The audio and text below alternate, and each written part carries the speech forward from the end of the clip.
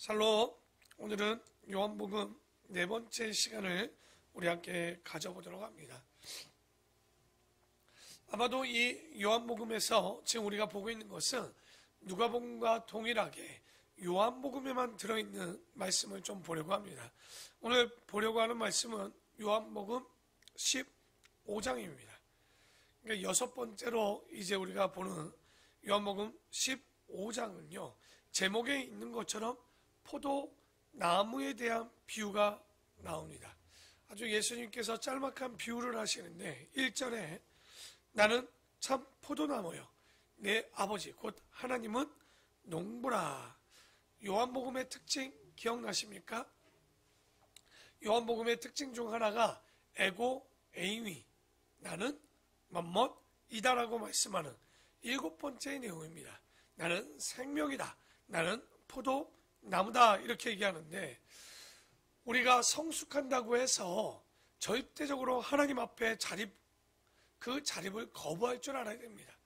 우리는 주님을 떠나서는 살 수 없습니다. 오늘의 말씀을 보면 우리가 우리 스스로 할 수 있다 할지라도 마지막은 주께 맡기는, 바로 주님과의 관계 속에서 더욱더 깊어지는 관계를 만들어내라는 이 말씀인데요, 2절에 보면 무릇 내게 붙어 있어 열매를 맺지 아니하는 가지는 아버지께서 그것을 제거해 버리시고 무릇 열매를 맺는 가지는 더 열매를 맺게 하려 하여 그것을 깨끗하게 하시느니라. 굉장히 중요한 원리가 있습니다. 뭐냐면 인생의 성공의 원리 가운데 열매가 많이 맺히는 삶을 살아야 된다는 거. 그러니까 그 전까지는 우리가 예수님께 붙어만 있으면 되는 것 아닌가 싶었지만, 오늘의 2절의 말씀을 보면 그것이 아니라 열매 잘 맺는 가지만 남게 하시고 그렇지 않는 가지는 다 잘라버리는 거예요. 그래서 3절에 보니까 그러면 너희는 내가 일러준 말로 이미 깨끗하여졌으니 라고 얘기합니다. 그러니까 여러분, 열매를 잘 맺으려고 하면요, 일단 우리는요, 우리의 생각의 가지를 잘 자를 줄 알아야 됩니다. 그러니까 교회 딱 오면 설교를 통해서, 설교 말씀을 통해서 우리의 잘못된 생각의 가지를 치게 되고, 우리가 성경 공부를 잘하게 되면 또 그 마음 가운데서도 하나님의 말씀을 통하여 잘못된 생각의 가지를 하나하나 잘라낼 수 있도록 우리가 그런 오늘 3절의 말씀처럼 너희는 내가 일러준 말로 이미 깨끗해졌다, 그러니까 그 말씀으로 우리의 장가지들을 치게 될 것이고, 또 4절에 내 안에 거하라 나도 너희 안에 거하리라. 가지가 포도나무에 붙어있지 아니하며 스스로 열매를 맺을 수 없음 같이 너희도 내 안에 있지 아니하며 그러하리라. 나는 포도나무요 너희는 가지라. 그가 내 안에 내가 그 안에 거하며 사람이 열매를 많이 맺나니 나를 떠나서는 너희가 아무것도 할 수 없음이라 나옵니다. 예수님께 그 원리는 정확합니다. 붙어 있으면 또 열매를 많이 맺고 그 안에 거하면 열매를 많이 맺는 거예요. 그러니까 간단한 듯 하지만 그러면 어떻게 하면 그 안에 거하는 것인가? 6절에 사람이 내 안에 거하지 아니하면 가지처럼 밖에 버려져 마르나니 사람들이 그것을 모아다가 불에 던져 사르니라. 너희가 내 안에 거하고 내 말이 너희 안에 거하면 무엇이든지 원하는 대로 구하라. 그리하면 이루리라. 아버지께서 나를 사랑하신 것 같이 나도 너희를 사랑하였으니 나의 사랑 안에 거하라. 어떻게? 내가 아버지의 계명을 지켜 그의 사랑 안에 거하는 것 같이. 그러니까 그 안에 거하는 것을 보니까 내가 그냥 있고 싶다고 해서 있는 게 아니라 10절에 그 아버지의 계명을 지키고 그의 사랑 안에 거하는 것 같이 너희도 내 계명을 지키면 내 사랑 안에 거하게 될 것이다. 그러니까 거한다는 말이 뭐겠습니까? 여기 정확히 얘기하면 그 안에 있을 수 있는 방법은 정확히 얘기합니다. 예수님의 계명을 지키는 것이 예수님을 사랑하는 것이고 그 안에 거하는 것이 열매를 많이 맺는 것이다. 그리고 나서 다시 말하면 뭐하라고 합니까? 서로 사랑하라는 거예요. 그러니까 우리가 그 계명을 지킨다는 거, 그 계명 안식일을 지키고 이런 계명에 빠지시면 안 됩니다. 성경은 요한일서 우리에게 얘기하죠. 하나님은 사랑이시라. 사랑을 제외하고서는 어느 것도 이야기할 수가 없습니다. 다시 말해서 우리가 1년 365일 동안 하나님 앞에 뭐 했는가? 이제 2021년도 이제 추수감사절이 이제 다다음 주요. 12월이 2달 조금 더 남았습니다. 그렇다면 우리가 주님 안에 지금 어떤 사랑을 남겼는가? 복음을 전했는가? 그 이웃을 사랑했는가? 분명히 하나님께서 우리의 이런 모든 것들을 하나하나 점수를 치고 있을 거예요. 그래서 우리가 천국에 가서 그 이웃에 대해서 우리가 어떻게 사랑했는지, 어떻게 하나님을 사랑했는지, 우리가 이런 모든 것들을 점검해 보면서 믿음 안에 그 사랑을 전하고 있는지, 그게 바로 주님 안에 거한다는 사실을 깨닫는 우리가 되기를 바랍니다. 그리고 요한복음에는요, 굉장히 대단한 예수님의 기도 하나가 기록되어 있습니다. 그게 요한복음 17장입니다. 17장 한번 보실까요?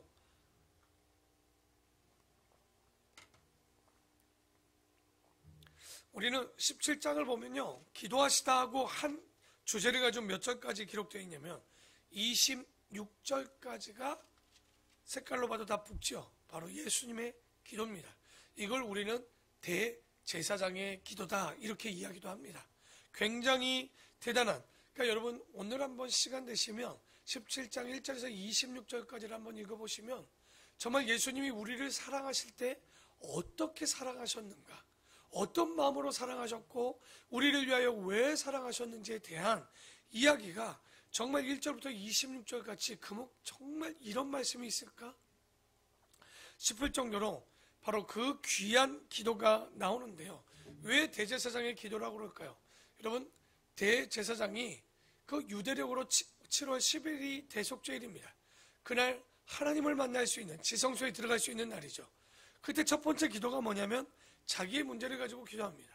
두 번째는 지성소에 가서 백성의 죄를 다 짊어지고 기도하게 됩니다.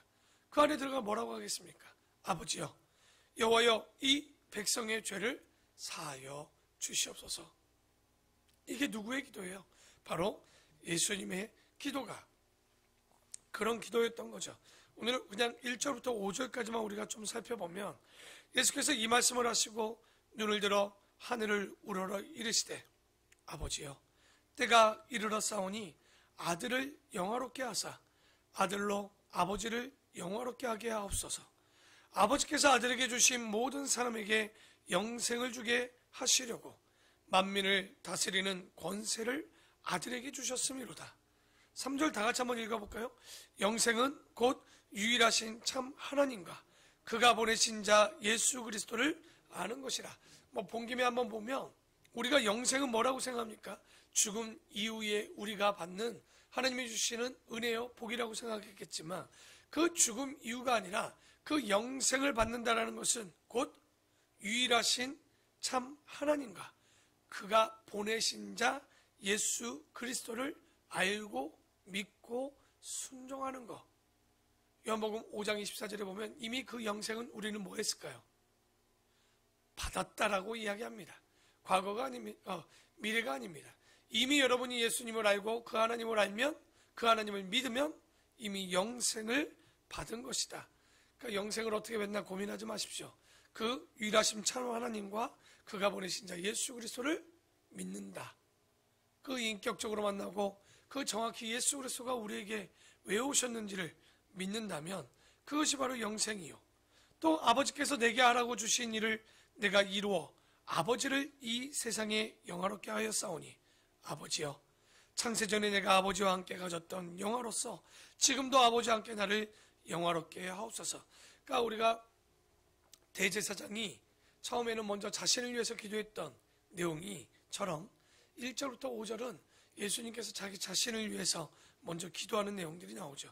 그래서 그리스도의 어떻게 보면 영원성, 선제성, 창세전부터 예수님이 있었기 때문에 그 영화를 지금 어떻게 해달라고 지금 기도를 하느냐? 회복되게 해달라고. 그러니까 여러분, 창세전에 있었다? 그 영화를 회복되게 해달라? 이건 누구밖에 기도 못하는 내용입니까? 하나님의 아들이요 하나님이신 예수님밖에 기도 못하는 내용이에요. 그런데 이 요한복음 17장이 왜 대단하냐? 여러분, 이 요한이 요한복음을 기록했을 때가 예수님이 돌아가시고 나서 몇 년 정도냐? 거의 60년이 지난 이후입니다. 그런데 이 60년이 지난 기도문을 누가 다 기억하고 있는 거예요? 정말 이 요한이 대단하다고 생각합니다. 어떻게 이런 기억력과 관찰력과 통찰력, 분별력을 가졌는지 그 대단하다 얘기할 수밖에 없는, 옆에 기록해 쪽지로 남겼는지 모르겠지만 그래도 이렇게 내용을 알릴 수가 있을까 싶을 정도로 대단한 기도문이지 않나 싶습니다. 그리고 우리가 8번째로 보는 것은 요한복음 20장입니다. 20장으로 돌아가 볼까요? 우리가 너무나도 잘 아는 도마의 신앙 고백입니다. 우리가 도마하면 기억나는 단어가 2개 있을까요? 하나는 뭘까요? 그의 수식어처럼 따라다니는 게 하나 있죠. 의심 많은 도마. 또 하나는 그의 고백이죠. 나의 주, 나의 하나님이라. 그 참 뭔가 2개가 맞지 않는 모순과 같은 이야기죠. 하나는 의심 많은데 하나의 고백은 이 신약 성경에서 최고의 고백이라고 할 수 있는, 정말 예수님을 하나님이라고 인식하고 그 고백했던 사람이 도마입니다. 2개가 뭔가 맞지 않는 이야기지만 왜 도마는 의심 많은 도마가 되었을까? 잘 보면 도마는요, 그 직업 자체가 목수였습니다. 목공입니다.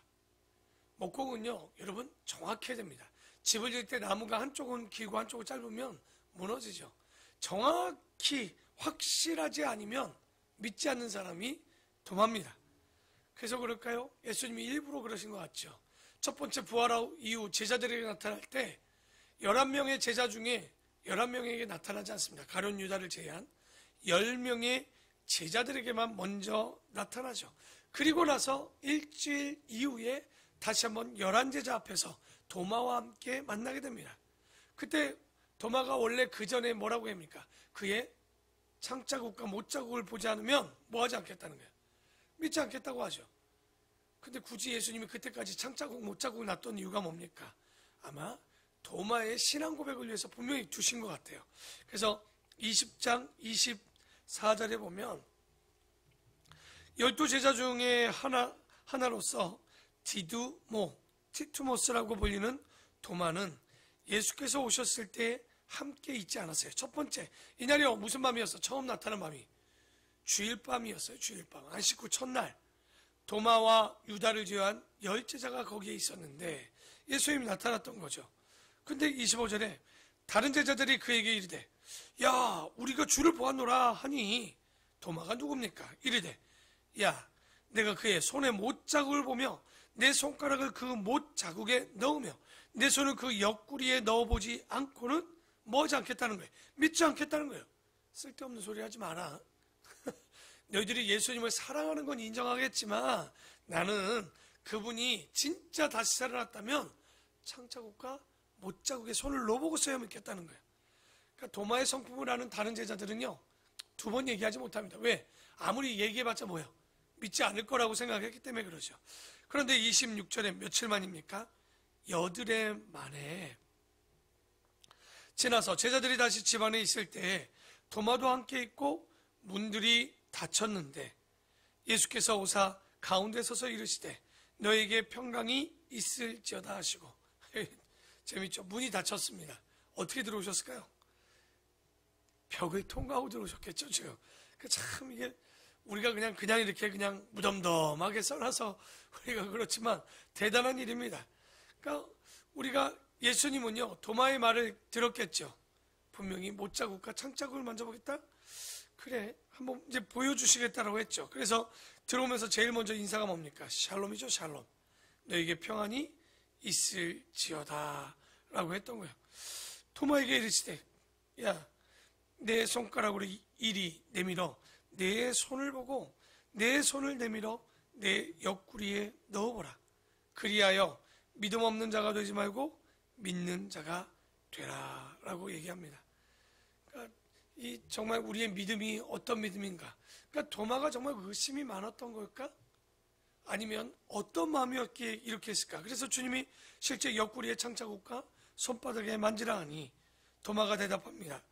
나의 주, 나의 하나님이시니다. 이게 헬라어로 하면 호 큐리오스 무 카이 호 데오스 무라는 말씀입니다. 그러니까 데오스는 하나님이죠. 큐리오스는 주라는 말씀인데 놀랍게도 예수님을 하나님이라고 부른, 그러니까 우리가 마태복음 16장 16절에 베드로의 고백이 나오죠. 주는 그리스도시요 살아계신 하나님의 아들이시니이다. 이 고백도 엄청난 고백이었지만 오늘 요한복음 20장 28절에 주는 주님이시고 나의 하나님이시다. 이 말씀은요, 이 대단한 고백이요, 인류 최초의 고백이고 그 하나님을, 예수님을 하나님이라고 고백한, 그러니까 이런 신앙은요 어설픈 신앙 고백이 아닙니다.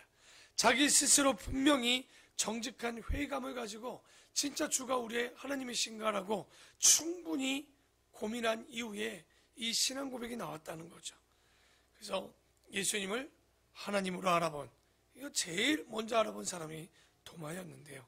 29절 이제 우리 다 읽고 마무리합시다. 시작. 예수께서 이르시되 너는 나를 본 거로 믿느냐? 보지 못하고 믿는 자들은 복되도다 하죠. 그러니까 우리가 본 것만 믿으려고 하면요 많이 제한됩니다. 그런데 대부분 사람들이 본 것만 믿으려고 하죠. 근데 우리가 정말 본 것을 믿을 수 있을까요? 혹시 여러분의 부모님이 여러분 낳은 거 보셨습니까? 근데 어떻게 엄마 아빠라고 부르시나요? 알 수 없잖아요. 여러분 공기가 보이십니까? 보이지 않죠. 우리가 항상 놓치는 게 하나 있죠. 안 보인다는 것과 존재하지 않는다는 사실은요 같은 게 아닙니다. 보이지 않는다고 존재하지 않는 것이 아니라는 얘기죠. 그러니까 우리가 눈으로 보고 믿겠다고 한다면 우리의 믿음은요 굉장히 많이 제한됩니다. 그래서 우리 마음이 보이나 안 보이나 이거 다 상관없습니다. 그러니까 본다는 것은 보고 믿는 걸 누가 믿는다고 합니까? 보인다라고 하죠. 그렇죠? 그리고 안다라고 하지 절대 믿는다고 하지 않습니다. 본 거로 믿느냐? 보지 않고 믿는 자가 복되도다. 그러면 이 말씀은 여태 도마가 만져보고 찔러봐야 안다라고 얘기했는데 도마를 책망한 말씀일까요?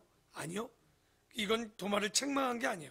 도마가 이렇게 만져보고 한 것은요 헤프게 믿지 않겠다라고 확실히 믿겠다라는 믿음이 있는 거예요. 그러니까 우리가 신앙 중에 가장 위험한 신앙 두 개 하나 있죠. 맹목적인 신앙이 하나 있습니다. 그죠? 그리고 미신적인 신앙이 하나 있습니다. 대상이 누군지도 모르고 믿는 사람들이 있어요. 그러니까 뭐 우리가 아닌 것 같죠? 하나님이 누군지도 모르고 뭔지도 모르고 그 대상 자체가 틀린 사람은 미신적인 믿음이라면 맹목은 뭡니까? 그냥 믿는 거예요. 하나님이 누군지는 알지만 그냥 믿는 거예요. 자세히 모르는. 그러나 도마는 그런 신앙을 원하지 않았던 거예요. 분명히 얘기하는 거예요. 그 안에서 내가 확실한 것만 믿어가겠다는 거죠. 그러니까 의심 많은 도마라고 우리가 찬양에서 해버려서 도마가 의심 많은 줄 알지만 도마는 여기서 한번 딱 의문을 가졌다는 거예요. 그래서 우리가 도마와 같이 확실한 걸 믿으려고 하면 어떻게 합니까? 누가복음 1장 1절에 우리 2절이죠. 이 누가의 마음을 알아야 돼요. 뭐지요?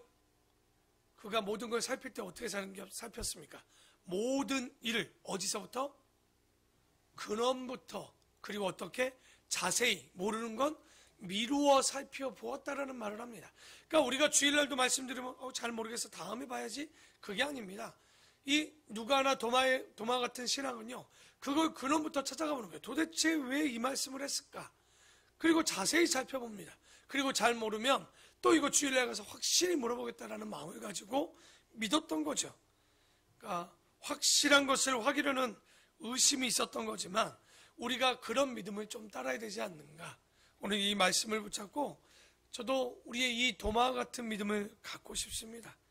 진정으로 하나님 앞에 나의 주, 나의 하나님, 그 영생은 유일하신 하나님, 정말 그 참 하나님과 그가 보내신 자, 그 아들 예수를 믿는다는 것이 대충이 아니라 이 도마의 믿음처럼 하나부터 끝까지, 처음부터 마지막까지, 근원부터 그리고 미루어 살필 수 있는 이런 마음. 그러나 이 마음이 될 수 있는 건 오늘 요한복음 15장 2절의 말씀처럼 지금까지 가지에 붙어 있는 것이 다인 줄 알았지만 주님이 분명히 말씀합니다. 그 가지에 붙어 열매를 맺지 아니하면, 이 말씀의 핵심입니다. 붙어 있는 거는 정말 우리가 주님 교회에 나와서 다 되냐? 천국 가냐? 여러분, 이 말씀을 보면 그거 되게 의구심을 갖게 됩니다. 내가 교회에 와서 아무것도 하지 않는데 구원을 받는다? 정말 그럴 수 있을까요? 그렇다고 공덕을 쌓는다고 구원받는다는 얘기가 아닙니다. 이 이야기는 그 이야기가 아니라 진정으로 주님 앞에 우리가 믿는다라면 그 믿음의 열매, 성령의 열매, 소망의 열매, 사랑의 열매, 이 열매를 맺지 아니하면 그 가지들을 잘라 모아 어떻게 하겠습니까? 정말 응부의 지옥의 뜨거운 불로 태우고 그때 땔감으로나 쓰는 게 그거 아니겠습니까? 여러분, 오늘 처음 또 한 주를 시작하는 첫 주며 또 10월을 마지막하는 마지막 주입니다. 우리가 11월 첫 주면 또 우리가 다시 한번 우리 1년 동안의 우리의 삶을 정돈해보는 추수감사절입니다. 오늘 이 한 주간 다시 한번 기억하시고 내가 사랑의 열매를 맺고 있는지, 믿음의 열매를 맺고 있는지, 내가 그 믿음의 열매와 사랑의 열매와 소망의 열매를 위하여 하나님 앞에 정말 사람들을 얼마만큼 사랑하고 사는지 점검을 넘어서 이제는 주님이 죽기까지 우리를 사랑해 주셨던 것처럼 우리의 사랑하는 자들에게 복음을 전하고 사랑하는 아름답고 복된 우리 모든 성도들이 되기를 축원합니다. 기도하겠습니다.